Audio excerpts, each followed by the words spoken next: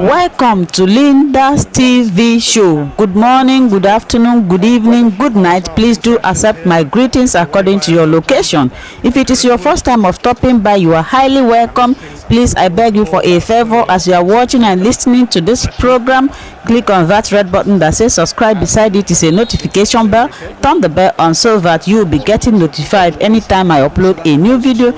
So in the afternoon, I made a video about UK Parliament that they will be debating on this petition on November 23rd, 2020 against Nigeria concerning the Lekki toll gate incident. So this is the debate. Debate just started. Let's all watch together and hear what they have to say. I just pray that it comes to the favor of Nigeria. As we watch together, after watching, please, I would like you to leave your comments down below and tell me what you think about this video, and continue watching Linda's TV show because I bring to you happenings in our community. Suppressing the democratic process in Tanzania and Uganda, we cannot have impunity for those taking out atrocities or war crimes, whatever their role or status, whether that's official, unofficial, official government sources, official military sources, or irregular forces who are acting on behalf of different groups, whether those are central governments, regional governments, rebel groups. It doesn't matter who they are. We cannot have impunity for those people who are carrying these out. And it appears to me a double irony, Mr. Gray, that we are seeing support for wrong programmes like this when the government, we hear, is proposing cutting the right programmes, proposing cutting the 0.7% target, proposing cutting support to development and peace programmes across the world. And I hope the Minister will be able to perhaps reassure us that that is not going to happen. But Mr. Gray, in conclusion, from the Black Lives Matter movement in the USA to the NSAS movement in Nigeria, it's clear that any democratic government must respond to the needs, first and foremost, of its citizens in providing policing and security that is accountable to the people that it serves, does not hold itself above the law, but defends the law and conducts itself in line with the principles and values that underpin it. We stand on the side of all of those in Nigeria who are calling for peace, for democracy and for the rule of law to be upheld. Killings must end, democracy and the rule of law must prevail, and the UK should be a partner to all Nigerians seeking peace, justice and development. Wendy Morton. Thank you, Mr. Gray, and it's a pleasure to take part in this debate this afternoon under your excellent guidance and chairmanship, so thank you. Let me start by saying that I'm very grateful to my honourable friend, the member for Chipping Barnet, for securing this debate, and actually to all the members who have contributed today. We've heard from the member for Tonbridge and Marling, from Edmonton, Lewisham East, West Ham and others, and for all the contributions that you have made. I will endeavour to answer as many of your questions as I possibly can. I can't say within the time allowed because we're doing quite well on the time at the moment, I think, Mr. Gray, but I know you will keep me in good order and not let me get carried away here. But this is an important debate, and the Minister for Africa has asked me to offer his apologies to those of you here in the House, and as he is away on ministerial business and he's therefore not able to attend. But I do know he has a very close interest in this topic, and I feel sure that he will be following this debate with great attention, as we would expect of the Minister for Africa. So I will therefore respond on behalf of the government in his place. We are grateful to the nearly 220,000 members of the public who signed the petition and enabled this debate to take place. There is, quite rightly, significant public concern about the recent protests in Nigeria, especially the issue of police brutality. I also acknowledge the strong feeling about this issue in this place, and I am thankful for the contributions from all colleagues today. And as I said, I will try to respond to all of the points raised. But first, let me set out the government's position on the protests and on police reform, and then I will address the topic of sanctions. I would like to assure the House that the government is following developments in Nigeria since the protests very closely. We are deeply concerned by violence during the protests, which tragically claimed lives. And I'm sure honourable members here today will join me in passing on our condolences to the families of those affected. The UK supports the right to peaceful protest. We condemn violence by any party and in doing so make an important distinction between the rioting and looting that took place and the original peaceful protest movement. We have raised the protests and the response to them at the highest levels within the Nigerian government. The Foreign Secretary issued a statement on the 21st of October calling for an end to the violence. He called for the Nigerian government to urgently investigate reports of brutality by its security forces and to hold those responsible to account. The Minister for Africa spoke to Foreign Minister Onyema on the 23rd of October to reiterate his tweets that recognised the Nigerian people's democratic and peaceful calls for reform and encouraged the Nigerian authorities to restore peace and to address concerns over brutality towards civilians. The British High Commissioner in Abuja continues to raise the protests with senior representatives of the Nigerian government, including our concerns about intimidation of civil society groups and peaceful activists. We welcome President Buhari's decision to disband the Federal Special Anti-Robbery Squad, the police unit at the centre of recent protests. And it's important that historic reports of police brutality and violence during recent protests are investigated fully. We also welcome the emerging dialogue between state governors and young people. In a country where more than 50% of the population is under 25, this conversation is so important in understanding the concerns of the next generation. And we also welcome the President's request for his Cabinet Ministers to do the same in their home areas. And lastly, we welcome the establishment of judicial panels of inquiry to investigate all the alleged incidents.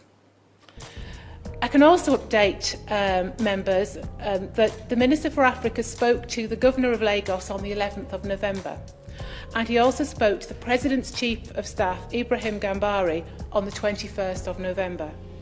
He stressed the importance of police and military cooperation with the panels.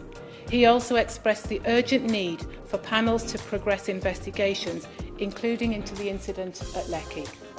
As you see from the government's written response to this petition, we continue to monitor these investigations and their outcomes very closely. We also continue to monitor progress on police reform and to support Nigerian-led reform. Earlier this year, for example, we supported civil society efforts to secure the successful passage of the new Police Act. Implemented effectively, this Act will be an important step towards a more transparent and accountable police force. Turning now to sanctions, Mr Gray, I would like to set out the government's position on sanctions. On the 6th of July, the government established the global human rights sanctions regime. And in a statement to Parliament, my Right Honourable friend, the Foreign Secretary, set out its full scope. It gives the UK a powerful new tool to hold to account the perpetrators of serious human rights violations or abuses. It's a long-standing practice not to speculate on future sanctions designations, as to do so could reduce the impact of the designations. The sanctions regime complements our ongoing human rights activities around the world and demonstrates that this country's commitment to be a force for good. And we will continue to keep all evidence and potential listings under very close review. Before I come to my rounding off my conclusions, Mr Gray, though, I want to try and touch on a few more of the points that have been raised by honourable members today. Yes, of course. I'd say I'm very grateful to the Honourable Lady for being here this afternoon, and given that the Minister wasn't able, because of foreign travel, to be with us today. All of us have asked for sanctions. I think it would be courteous to the committee if the Minister for Africa wrote to us, outlining the government's position on this and why we are not being assured this afternoon that sanctions will be happening. No doubt the Minister will have read the answer. It's not actually in order for this group, this debate, to call for that letter. So it's a perfect sensible thing to ask for, and no doubt it may well occur. But the Minister is not required to answer the particular point. Thank you, Mr. Gray. I'm grateful to the Honourable Lady for her friend, and as I said, I'm sure the Minister for Africa will be following this debate. I have a few more comments that I will make on sanctions, but I would like to just try and answer a few more of the other questions and say a little bit more on sanctions, if you will just bear with me. So, I wanted to just reiterate the point that, well, on sanctions, it is a long-standing practice not to speculate on our future sanctions, as this could reduce the impact of those very sanctions. Honourable members, Mr. Gray, have mentioned and raised the issue of corruption, and I agree with honourable friends that tackling corruption in Nigeria is absolutely critical to the country's prosperity and security, and to reducing poverty and inequality. And work is underway to consider how a global corruption sanction regime could be added to the government's armoury. Members also raised the issue of intimidation, and I would like to just touch on that, because I think most members here today, or several members certainly, gave examples of intimidation that had been highlighted to them. And we are aware, Mr. Gray, that some protesters have reported facing intimidation, and the British High Commissioner in Abuja continues to raise our concerns about intimidation of civil society groups and peaceful protesters with the Nigerian government. This does not build an environment for groups and protesters to come forward and really help build genuine accountability. But I can assure members that we are aware of that some protesters are facing intimidation.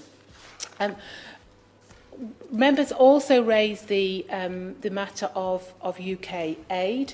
I think that was my honourable friend, the member for Chipping Barnet.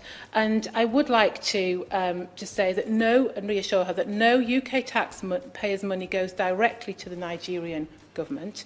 The UK provides assistance to Nigeria to meet immediate humanitarian needs and to address long-term structural issues. While I'm on the topic of aid, I know the honourable gentleman opposite does try to tempt me regarding the 0.7% commitment, but as I'm sure he would anticipate, I'm not going to speculate ahead of any spending review. Which I just wanted to ask her if she could elaborate. I mean, I appreciate that she's not the Minister for Africa. She'll be less familiar with these specific programmes. But I mean, it was very clear in the Minister's letter to us that the UK government was funding training programmes that directly involved SARS, despite the allegations. Does she not believe there's a problem here with our wider security and justice assistance programmes, including across the world, because we keep getting example after example after example where they're either being questioned about their impact, or worse still, that we're being implicated in some way in organisations that are not upholding our standards? Thank you. The honourable gentleman must have sort of preempted some more of my notes, because I'm going to touch a little bit more on the SARS programme, and hopefully I can give him a bit more detail and as to you know, the work that we're doing and what we are supporting. Before I come to that, just a quick note, because the honourable lady for Chipping Barnet also raised the point of the persecution of Christians, which again I know is another important topic. And just to reassure her that we made clear to the Nigerian authorities at the highest levels the importance of protecting civilians, including Christians, and human rights for all Nigerians. But I now come on to SARS and the Special Anti-Robbery Squad. Mr Gray, the UK supports police and justice reform in Nigeria. All assistance is compliant with our human rights obligations and our values. And through our CSSF-funded Nigeria policing programme, which ended in March 2020, Federal Special Anti-Robbery Squads, or FSARS, officers participated in training on amended Nigerian police guidance designed to improve human rights, training on public finance, and community policing workshops. The Nigeria Policing Programme was part of our Security and Justice Reform Programme, which is working to help deliver a criminal justice system that better protects the human rights of all Nigerians. As a result of the programme, Mr Gray, relationships between communities and the police improved in 4 states. Trust was built, with communities and the police working together to resolve safety and security issues. The Nigerian Police Force's recent adoption of the Community Policing Framework, developed by the Nigeria Policing Programme, is a positive outcome. Our support to civil society was instrumental in the recent passing of the Police Act by the President, and this new Act provides for greater citizen protections and improved police training, which we believe will benefit Nigerians. Through the CSSF-funded North East Public Safety and Security Programme, part of which is delivered jointly with USAID, radio equipment was issued to Borno Police Command. This was for police units working to improve local security and to counter violent extremist organisations, including Boko Haram and Islamic State West Africa. Borno Police Command distributed 3 radios to the local FSARS unit, which were returned after FSARS was disbanded. The North East Public Safety and Security Programme is part of our North East Africa Security, Conflict and Stabilisation Programme, working to help stabilise one of Nigeria's poorest and most fragile regions affected by Boko Haram and Islamic State West Africa. But to conclude, I understand and acknowledge and understand the strength of feeling in the House and among the public. The UK and Nigeria have a long and close relationship that extends beyond our governments to our people, especially through the British Nigerian diaspora community, which contributes so much to this country. And the diaspora was also raised by my right honourable friend who led this debate, the Honourable Lady for Chipping Barnett. The UK is home to over 200,000 members of the Nigerian diaspora who contribute so much to this country. And as I'm sure, Mr Gray, you will be aware, my honourable friend, the member for Saffron Walden, was the first minister for Nigeria. In terms of communications and engagement with the diaspora, on the 18th of November, the Minister for Africa led a virtual business roundtable with members of the Nigerian diaspora business community to better understand challenges to increasing trade and investment between the UK and Nigeria. And the roundtable was also joined by my honourable friend, the UK Trade Envoy to Nigeria, and the British Deputy High Commissioner in Lagos. And I know that the Honourable Lady raises, asks whether she could request a meeting with the Minister for Africa. It would be wrong of me perhaps to commit him to that, but I can certainly pass on her request, Mr Gray. But this government will continue to press the Nigerian government and its security services to uphold human rights and the rule of law, to investigate all incidents of brutality, illegal detentions and the use of excessive force, and to hold those responsible to account. We will closely monitor the judicial panel of inquiries and continue to advocate for investigations into police brutality. The government will consider its options as the panel's work progresses. The government would also continue to work with the Nigerian government and international and civil society partners to improve the accountability and transparency of the Nigerian police for the benefit of all Nigerians. Theresa Villiers. Thank you, Mr Gray. Well, like others, I believe this has been an excellent debate with well-informed contributions, with real insight, both from backbench and front bench. And I would take this last minute or two just to really urge the Minister and the rest of the team at the Foreign Office to use all diplomatic means they have available to get the message to the authorities in Nigeria that they need to listen to what the protests are asking for, and that I do hope that whilst the Minister for all sorts of reasons has felt unable to make commitments on targeted sanctions today, I think there is a really strong case for doing this, and I hope that behind the scenes the Foreign Office will continue to pursue this, so that in the not too distant future we will see an announcement on that. We've heard obviously in this debate some really disturbing accounts of what happened at Lekki, but also of a long history of brutality and extrajudicial killings, and particularly grim accounts were accounted by the Shadow Minister. But I very much hope that we also take away from this debate the optimism that I think everyone showed about the future for Nigeria. It has so much potential. As the Honourable Member for Edmonton says, you know, there's real potential for a new Nigeria, a better future. And I hope that these protests do signal a real change towards addressing those concerns around corruption, around brutality, around poor governance. Because if those issues are resolved, if we see real progress on that, we can see huge success and flourishing in Nigeria, not least in economic terms. So it's been my privilege to lead this debate. I thank all the people who signed the e-petition. I think this is a great example of the e-petition process working really effectively, because nearly 250,000 people signed that petition. We here in the Mother of Parliaments get the opportunity to urge and advocate for change and reform in Nigeria, and it's been my privilege to take part in that process. This House e-petition 554150 relating to Nigeria and the sanction regime. They can say aye, contrary no. The ayes have it. The ayes have it. Order, order.